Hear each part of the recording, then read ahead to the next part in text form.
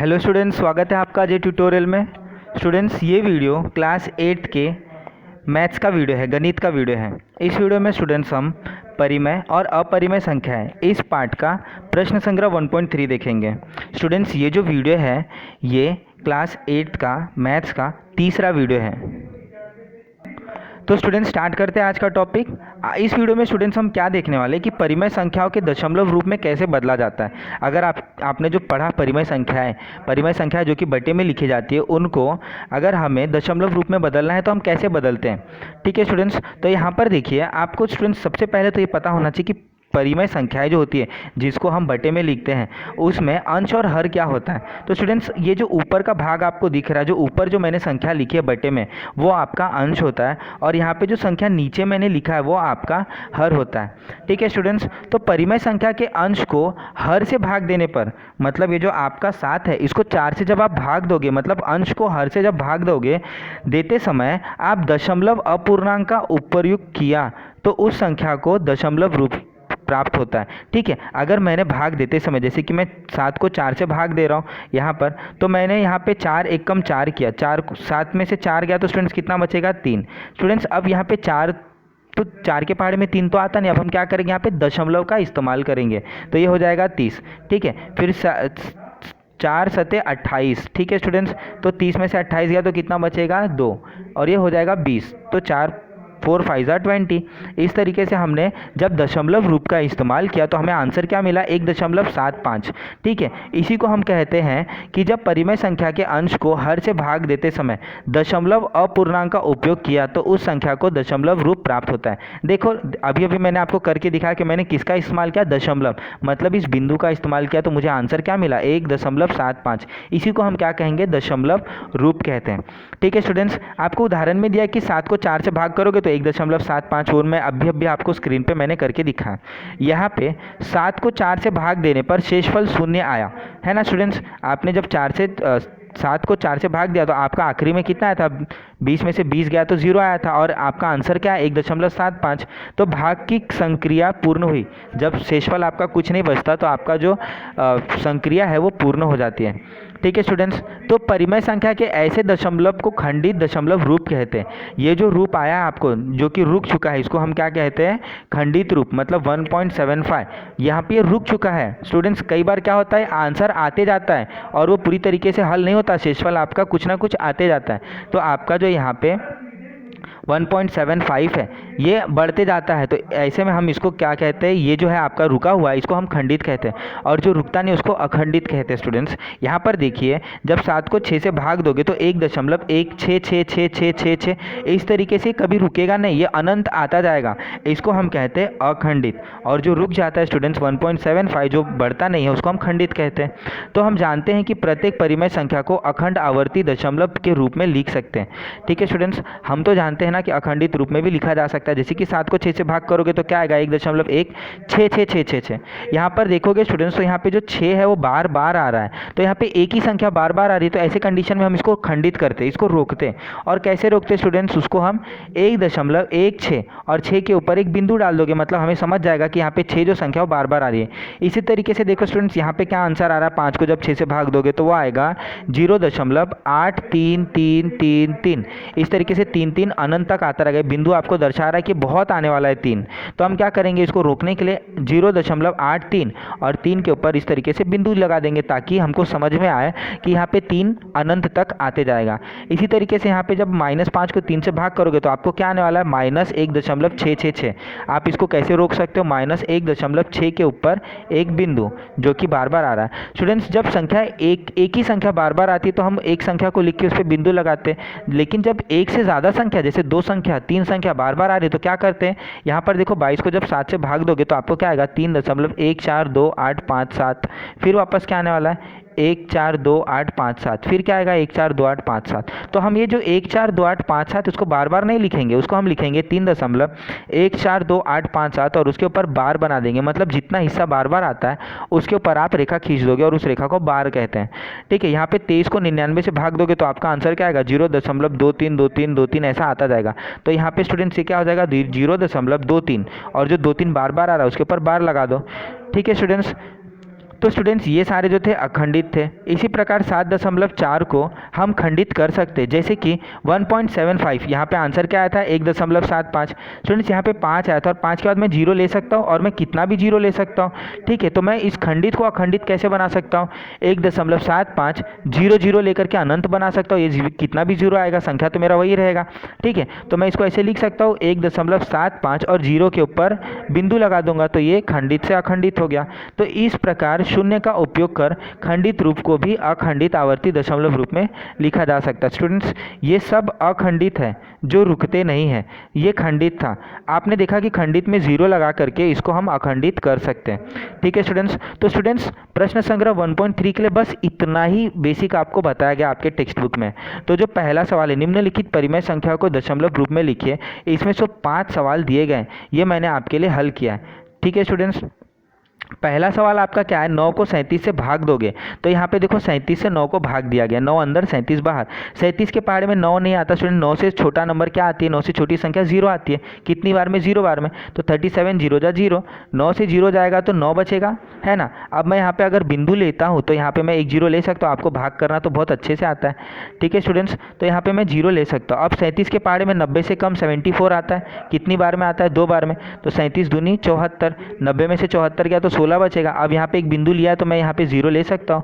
37 के पहाड़े में 160 से छोटी संख्या 4 बार में आती है, तो 37 4 जा 148, 160 में से 148 गया तो 12, और बिंदु डाला है तो मैं 1 0 ले सकता हूँ। अब 37 के पहाड़े में 120 से छोटी संख्या कितने बार में आती है स्टूडेंट्स, 3 बार में, 37 3 जा 111, 120 में से 111 गया तो 9, फिर यहाँ पे मैं 1 0 ले सकता हूँ 90। अब देखो स्टूडेंट्स यहाँ पे 90 आया था, यहाँ पे 90 आया था, आप कुछ भी करोगे तो 37 से छोटी संख्या आपको 74 मिलेगी, यानी वापस से 74, और 90 में से 74 गया तो 16, फिर 1 0 लूँगा तो मतलब क्या होगा स्टूडेंट्स, यहाँ पे 90 के बाद की जो प्रक्रिया थी यहाँ पर ऊपर बार बार आएगी।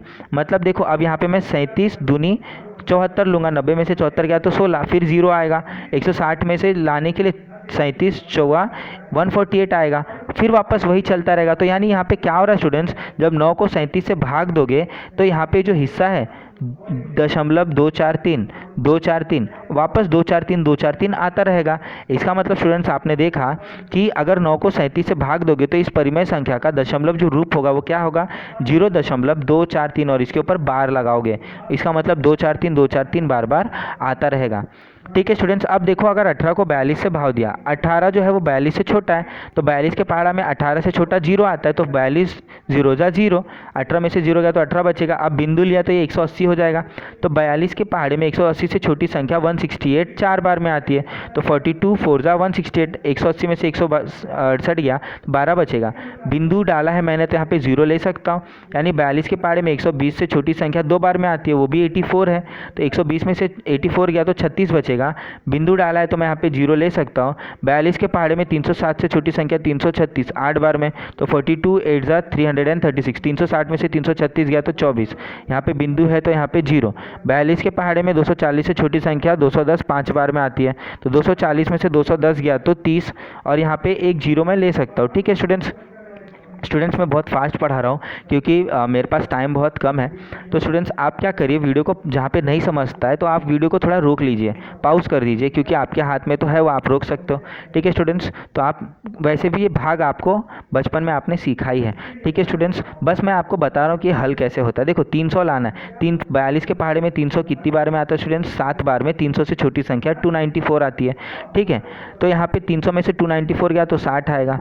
ठीक है स्टूडेंट्स, अब 60 आएगा तो 42 के पहाड़े में 60 से कम एक बार में 42 आएगा, 42 से कम 42, 60 में से 42 गया तो क्या आएगा, 118 बचेगा। अब 18 स्टूडेंट्स यहाँ पे देखो ये 18 था, 18 से ही तो हमने शुरू किया था, तो ये सब आया था, तो यानी वापस आपको 180 हो जाएगा, तो 42 के पहाड़े में 168 लाना होगा, और वो कितनी बार में आएगा स्टूडेंट्स, 4 बार में।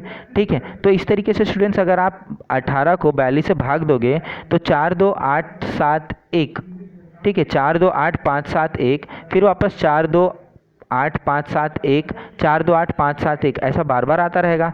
मतलब अगर 18 को 42 से भाग दोगे तो इस परिमेय संख्या का दशमलव जो रूप होगा वो क्या होगा, 0.42857 1। ठीक है स्टूडेंट्स, इस तरीके से आपको प्राप्त होगा। तीसरा सवाल है स्टूडेंट्स, 9 को अगर 14 से भाग दोगे तो आपको आंसर क्या प्राप्त होगा। स्टूडेंट्स जब आप 9 को 14 से भाग दोगे तो 14 के पहाड़ा में 9 से छोटी संख्या 0 आती है, वो कितनी बार में, 0 बार में। तो 14 0 जा 0, 9 में से 0 गया तो 9। ठीक है, अब यहाँ पे बिंदु डालूंगा तो ये 90 हो जाएगा। तो 14 6 जा 84, 90 में से 84 गया तो 6 आएगा। 6 बचा स्टूडेंट्स, मैं यहाँ पे बिंदु डाला हूँ तो 0 ले सकता हूँ। 60, 14 के पहाड़ा में 60 से छोटी संख्या 56 कितने बार में आती है, 4 बार में। तो 14 4 जा 56, 60 में से 56 गया तो 4, बिंदु डाला हूँ तो 40 हो जाएगा। 40 से छोटी संख्या 14 के पहाड़ा में 28 आते, वो भी कितनी बार में, 2 बार में। तो 14 2 जा 28, 40 में से 28 गया तो 12 बचेगा। और यहाँ पे मैंने एक बिंदु डाला है तो ये 0 हो जाएगा। 120, 120 से छोटी संख्या 14 के पहाड़ा में 112 आता है, और वो भी 8 बार में आता है। ठीक है स्टूडेंट्स, तो 120 में से 112 गया तो 80 हो जाएगा। अब 14 के पहाड़ा में 80 से छोटी संख्या 70, वो भी कितने बार में आती है, 5 बार में। तो 14 14 5 जा 70, 18 में से 70 गया तो 10 है, एक बिंदु डाला है मैंने तो यहाँ पे मैं 0 ले सकता हूँ। अभी हो जाएगा 100, 14 के पहाड़ा में 100 से छोटी संख्या 98, और वो भी कितने बार में आती है, 7 बार में। ठीक है स्टूडेंट्स, तो 100 में से 98 गया तो 2, अब यहाँ पे 0 आ जाएगा क्योंकि मैंने एक बिंदु डाला है।